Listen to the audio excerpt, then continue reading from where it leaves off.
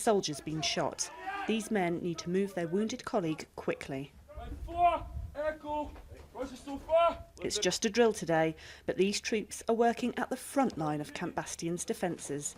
They guard the base's perimeter and would be first to face a ground attack. Out here at the very edge of Camp Bastion, these towers play a key role in keeping the base safe. And it's an isolated job. The soldiers work in small teams, often for weeks at a time, on the lookout 24 hours a day for potential threats. And those threats are very real. Insurgents breached Bastion's perimeter in 2012, killing 2 US Marines and destroying 6 Harrier jets. More than half the watchtowers were unmanned that night, but security's been beefed up since then.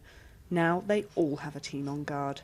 And troops from 4th Battalion, the Royal Regiment of Scotland, are stationed at 3 of those towers. Their job? To spot suspicious activity outside the wire. It's obviously the front gate which you pass through on your way in. Life in these tiny fortresses is austere. Solar showers, ration packs for lunch, and a basic gym. It could be wearing, but the Highlanders have adjusted. The longer you spend out here, the longer it becomes the normality. It's day-to-day life, and you have got a job, and it's just sort of concentrating on that job, no getting complacent. The RAF regiment has overall responsibility for the towers, with troops from 4 Scots drafted in to boost numbers. For these infantry soldiers, many on their first tour of Afghanistan, it's not a job they expected.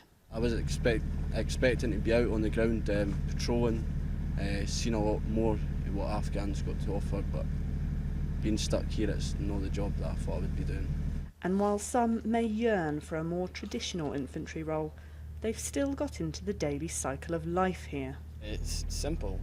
Get up when you're on the stag and then come down, have a wash and shave and that, maybe go to the gym if you're feeling generous, and then wait for a scoff and pack up the tower. Working that same routine in the same place with the same people means sometimes there can be friction. I'm quite lucky on this tower because I've worked with these guys before, so it's not that bad, but sometimes tensions do get to each other because you're living in such a tight, compact space, and it's the same faces you're seeing all the time. If somebody has got any annoying habits, such as if they're messy or if they're, unhygienic, then that could basically, it starts to annoy you. Personal foibles aside, these close-knit teams know that if they need to, they'll stand shoulder to shoulder to defend Camp Bastion. Cassandra Allwood, Forces News, Helmand Province.